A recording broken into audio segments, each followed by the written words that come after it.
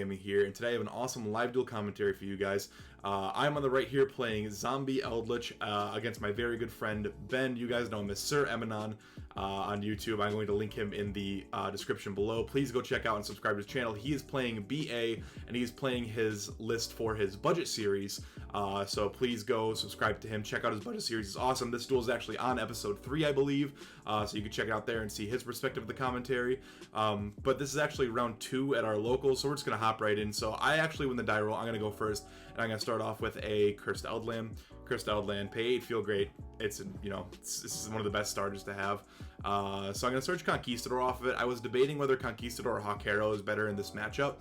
Hawkero does come up sometimes with the whole, if you detach a BA for cost, like off of a Dante, let's say, and then you Hawkero chain it and you banish the BA, it won't trigger its effect. So it does come up sometimes, but I think Conquistador in this matchup was a little bit better. So I end up with set 2, Zombie World Pass. So he specials Barbar, specials Farfa. So I knew he was going to go into a Dante. I figured he had to open 4 BAs to make this hand playable. So he is going to summon Dante in attack mode. I'm kind of deciding here. Actually, I dropped that card. So I'm going to Chainlink 1 Conquistador, Chainlink 2 Scarlet Sanguine to summon the Eldlich and pop the Dante. This will allow me to effectively pop the Dante before it trigger. But Dante does add back.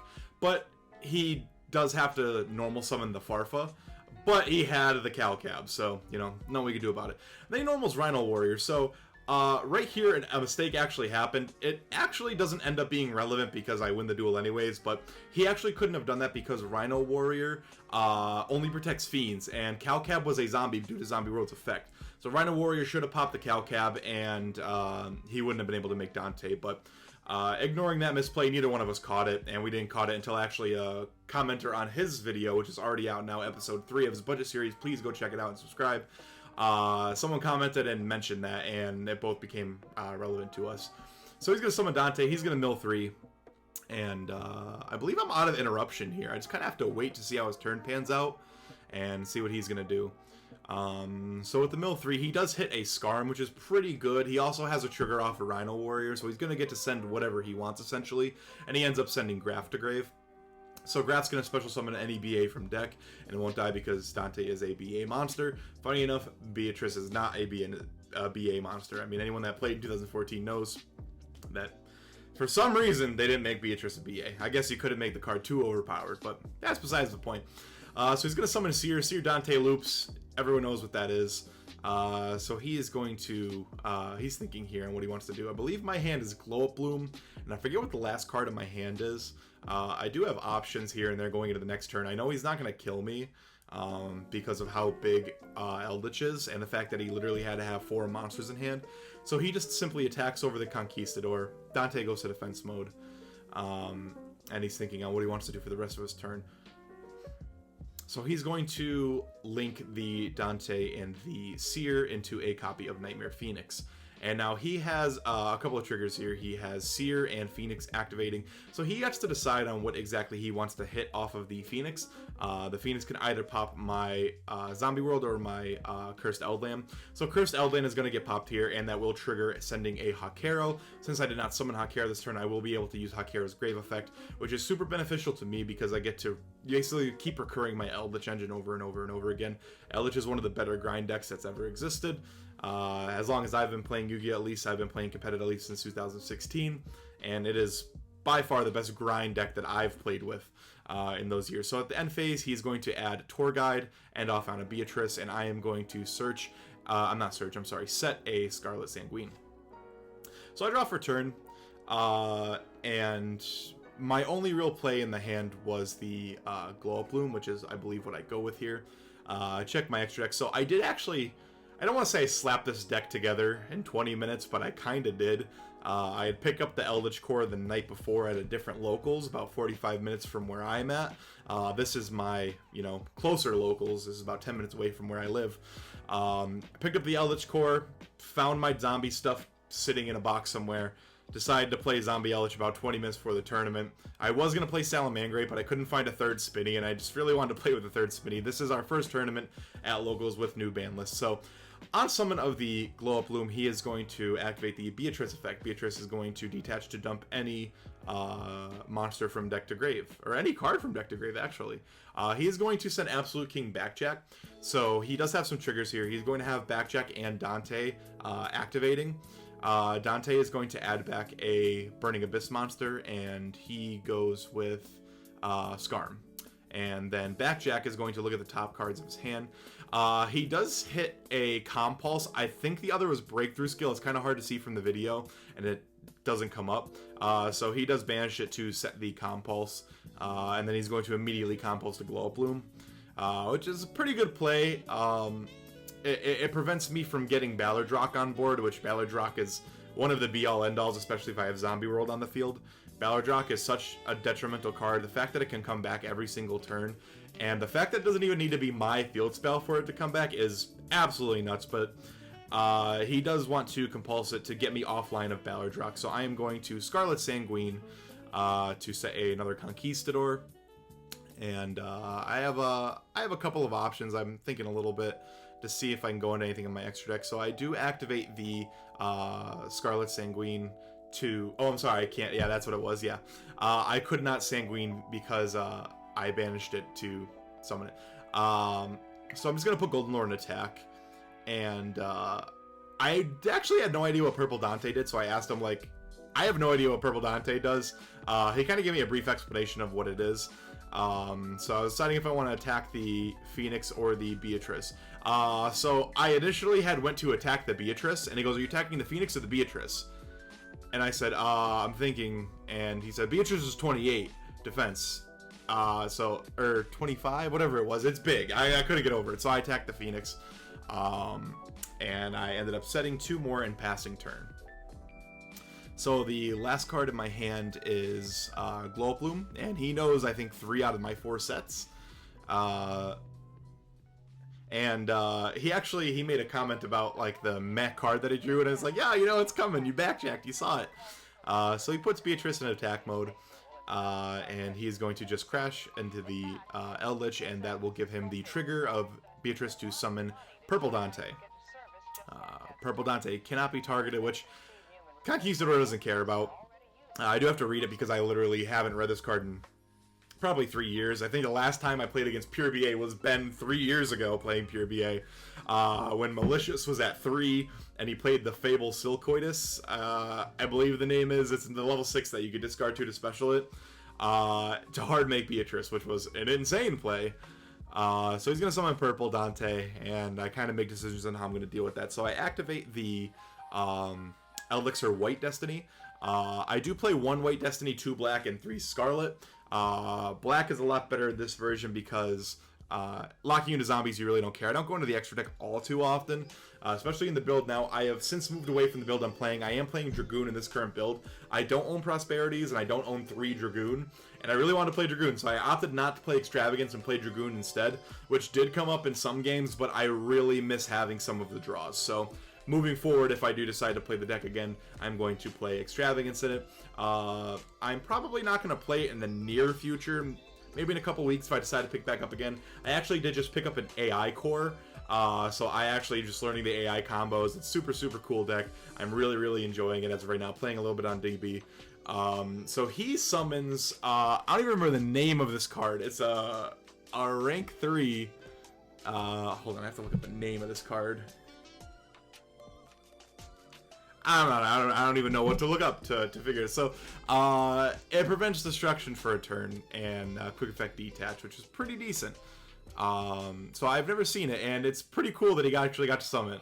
So I normally summon Shiranui Solitaire here, and Shiranui Solitaire can tribute to special any zombie from my deck with 0 defense as long as it's a tuner, and we're getting Uni Zombie. Uni Zombie is one of the best starters, just being able to send either Banshee, Ballardrock, Glow Up Loom, Eldlich, super, super good.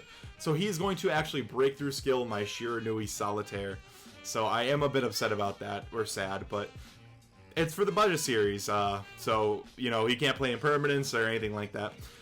So I do normal summon the, oh, I apologize. I did not normal summon the Solitaire. I normal summoned the Bloom. The Solitaire was specialed off of Scarlet. That's what it was. Which in hindsight, I probably could have just straight summoned the Ballardrock, but I wanted to go for the Glow Up Bloom play. But he is going to Farfa it for the turn with Purple Dante's effect, pitching a BA to draw 1. So Farfa is going to banish my Glow Up Bloom effect, and nothing I can really do about it right now. So we just go into Verte Anaconda. When in doubt, if you have 2 monsters, summon Dragoon. I realistically can't say, as long as the card is legal, if I'm playing a deck that can play it, I'm going to play it. The card is insane. Dragoon is absolutely nuts. I don't know why people don't play this card when they absolutely can. I hope one day Ben's VA gets to the point of being able to play Dragoon with the budget series. I don't know exactly how he's formatting it on if his budget is increasing. I know he's doing like $10 a week. I don't know if he plans on saving for anything in particular. I would love to see him play Dragoons because that is just such a detrimental card, especially in a deck like BA that needs that little bit of extra oomph. It's super, super cool, super, super good. So I've always said, as long as the card is legal, I'm going to play it. So if I could play it, I should say. Like, I'm playing AI now. We're not going to play Dragoon, obviously. So I'm going to summon the Dragoon, and I'm going to activate the effect to pop the rank 3. And funny enough, I can't pop Purple Dante because the rank 3 protected it from being destroyed this turn. So I am just going to end with 4 set Dragoon Anaconda, and Zombie World is still on the field. So I am going to banish one of the golden lands in my graveyard to set another Scarlet. And he knows everything but 1 set. And honestly, I have an insane board. It really does have a lot of power behind it, so I felt pretty confident going into this, even the end phase, with searching the graph there. So I cut his deck, and he is going to... oh yeah, that's what it is. Farfa's coming... I was trying to figure out if Farfa returning the monster counted as summon. It didn't. I don't know why I thought it did for some reason. Which I couldn't summon it back if I had Anaconda, but it doesn't count as a summon, just returned to the field. So Ben's going to draw for turn, and we're talking about... I said I kind of have a funny play here, so I was trying to figure out if I wanted to do it or not. I didn't want to risk it, so I ended up not doing the funny play. But I'm kind of debating it, and I do like doing like the fun stuff. It is a locals. It's not, uber competitive, so I do like doing the fun stuff for, especially matches against friends. Just for a little bit of content if it's being recorded, since this is going on my channel and his. This was recorded on my equipment, and I sent him the video. He was recording his other matches, so if you do check out his series, the other videos might look a little bit different. It was recorded on 2 different devices. So we're going to get rid of that Purple Dante, and Purple Dante does have an effect, I'm pretty sure, when it's popped. I don't know exactly what it does, but I know it does something. Trying to see what he's doing. Yeah, I negated something with the Dragoon, so I do gain the 1,000 extra attack. So he's gonna summon Scarm in attack mode, and I was like, I was gonna say you might want to put that in defense, so he summons in defense. So this was all in draw phase actually. So in standby phase, we were able to actually summon the Ballardrock, and it summons in defense mode, which I just found out. Thought I could see in its attack mode. But I'm just like rereading the card because I wasn't 100% sure what it did. I know it was a good card. I know it negates. I know it banishes. I just don't know everything. So at this point, I have 5 back row, a Ballardrock, and a Dragoon against the 2 cards in his hand and a Scarm on field. Unfortunately, in this game, it does not seem like Ben is able to, get out of it essentially.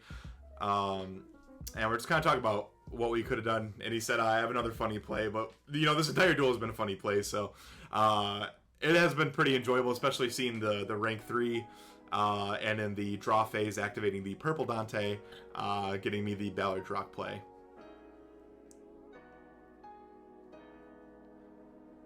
So he's trying to figure out how he wants to go about this.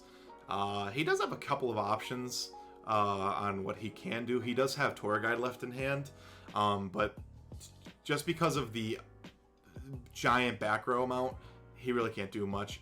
So he's going to Breakthrough skill, and I'm going to chain the Scarlet Sanguine to summon a Golden Lord from deck, and that is all I'm going to do. So Breakthrough Skill resolves, it negates my Ballardrock. I just want to make my Golden Land forever live. And we were talking about, like, he goes, oh, it was already live. It wasn't live. You do actually have to control Eldlich, but you contribute any zombie. So since he summoned Tour Guide, I'm going to go for Golden Land forever, and it is going to go to the next game. Alright, so moving on to the next game, after the side decks are in, Ben is able to go first, and we actually see his hand. He opened 2 traps, a couple of BA monsters. I opened a weird hand. I only opened 1 trap and 4 monsters, which is crazy for a trap deck. Eldlich is a trap deck. So he's going to normal Rhino, special BA, make Dante, not even going to mill. He is actually just going to pitch the Graph to summon Beatrice. And then Graph is going to resolve summoning Skarm. Skarm is going to die, and then end phase, Skarm will activate. Set 2 pass, Skarm is going to search him a Tour Guide, I believe, is what he adds, yeah. So I'm going to go now and cut up his deck real quick. And I drew a 6 card, it's still so bad. I really couldn't do much. I kind of had decisions I wanted to make here, but it all started with the same play. Unizombie is my starter. I kind of need to... I hinged on him a little too hard. With all the monsters in my hand, I need to get some kind of negates in my rotation. So I actually goofed this up. I should have sent from deck. I thought that the... I kind of read it too quickly. I thought that the discard and then send from deck was all one effect. It is not. It is 2 separate effects. I goofed that. And then I was corrected on how that works. So I thought I was going to be able to dump from deck after pitching the Golden Lord. I was not. That one's on me. I don't know how to read, so I am literally just going to set a Scarlet here, and I'm going to... I'm sorry, not Scarlet, a Conquistador, and I'm going to use Golden Lord's effect. So now I can actually special any zombie, and I do decide to special summon the Golden Lord because those back row could be pretty detrimental to whatever else I summon, and Golden Lord at 35 was the only thing that I really felt like was gonna, you know, work in this situation, just because he was a big monster. Ballardrock wasn't gonna do anything, and I don't remember what the other card in my hand was that wasn't gonna do anything, but no other monster would have done anything. So he's gonna send Backjack, and then Rhino is going to resolve sending Farfa. Farfa's gonna banish the Golden Lord. Backjack's gonna resolve, so he's gonna take out the top 3. And he doesn't hit well again this time, he says. I don't remember exactly what he hits. We'll see in a second once he picks it up. But I actually tried to show the camera how bad my hand was, and it is just almost unplayable. And I'm just going to end phase banish the Conquistador to set a Sanguine, and that is all I am able to do for the turn. Unfortunately, I am going to have to pass here. And Ben is going to draw for turn. I don't believe he backjacks, so he just draws for turn, yeah. So I said to him right here, I regret this decision. I said, with the budget build, I doubt you can OTK me. I was ignorant upon the fact that Boral Sword's only like $5. I guess just the idea of OTK is just in my mind as access code only. The $150 price tag on that obviously prevented Ben from playing access code, but Boral Sword is in the budget. So he's going to summon Tour Guide, summon Graph, summon Carabini. So Carabini, I said, is that even in the budget? Because he does have a secret one. He goes, yeah. He goes, I'm not playing the lowest rarity cards.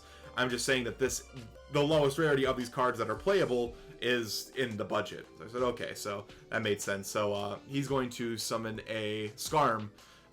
So he is at 110 for this week's budget, I believe. We just talked about now. I wasn't too sure. Also, I forgot to mention at the very beginning of it, if you look in the middle at my field center, it is a token that me and Ben got made together when we went to the 200th YCS. We both own one. At the 200 YCS, we waited YCS in Columbus, Ohio. We waited in line for like, I don't know, maybe like 40 minutes just to get this token made. Because we had nothing better to do. I think we were both out of the tournament at that point. It might have been day 2, if I'm not mistaken. We were just kind of walking around. And one of us came up to the other and was like, hey man, you want to go get in line for the token thing? And that's how we ended up with that. So that is a fun token. I will put that up so you can see a better picture of it in the video. So he is going to make Boral Sword attack with Beatrice, attack with Boral Sword. Beatrice switch to defense. And I am going to chain the Sanguine on the second attack of Boral Sword. That is immediately going to go to the graveyard, and my hand is just super subpar. So he's going to Beatrice effect. So through a Beatrice and 2 back row, I know I wasn't doing much, and then the spicy tech, Beatrice dump El Shadal Aerial to banish 3 Eldlich cards from my graveyard, which is absolutely insane. That Aerial came up super spicy tech. I loved seeing it. It was hilarious. Just like, wow, you took me offline completely. I have top decking Super Poly, but Super Poly does literally nothing against the board of Beatrice and what's it called? Boral Sword. So I normal summon the Glow Up Bloom, and he is deciding here. He wants to Compulse, so I'm going to chain the Super Poly. I'm going to pitch Ballard Rock to get rid of the Boral Sword and my Glow Up Bloom to make the Starving Venom Fusion Dragon. So Bloom is going to trigger here. So Bloom will banish, and then I'll be able to add a level 5 or higher zombie. I cannot special it because I don't have the field spell. So the only effect triggering here is Bloom. Oh, we were talking about the summon effect of that gaining attack. If it was, I thought it was only the level 5s or higher, not. But it wasn't. It's just any monster on the field. So I activate Bloom, and Bloom is going to trigger. You can just see I did side contacting C because he can't play under contacting C. Every BA dies, so I just didn't see it, unfortunately. So he is going to Breakthrough Skill, and that is going to go to game 2. Moving on to game 3. Alright, so moving on to the third game. Unfortunately, this game is only a few minutes long because we did end up going into time. I just said to my promise to be hasty, I will play as quickly as I can. So I just set to normal Gloom Pass. My hand was god-awful again. This is what I was talking about when I say I missed the extravagance draws, because it just fixes hand so much better. So he just Rhinos, attacks the Bloom. I Bloom effect to search, and that is going to resolve. He did just want to get in for damage because time is going to be called soon. So main phase 2, he is going to start comboing. So he summons Graph into a Dante. And then Dante effect is going to activate, milling the Graph. He does hit Farfa, but there's no targets for Farfa. Graph is going to... He chooses not to resolve Graph. He just links into a Gravity Controller, and then he gets Dante's effect, and then Rhino's effect will dump another Seer. Seer effect is going to special back the Dante. Pitch the Farfa, make Beatrice, set 3, pass, and I am not playing through this. My hand is god-awful. Uni Zombie is going to get interrupted here, and Dinomiscus will effectively murder me. So I'm going to Super Poly, discard Eldlich, summon another Starving Venom, but Starving Venom getting outed here, I can't do any more damage than what's already on board. I do Eldlich effect, but just attacking over the Beatrice isn't going to be enough. And that is going to be the end of the game. Thank you guys so much for watching. Please like and comment, subscribe, comment down below what you guys want to see next. Go to Ben's channel, check out his awesome budget series. His channel is linked in the description. Again, thank you guys so much for watching. Like and subscribe, and I will see you in the next one.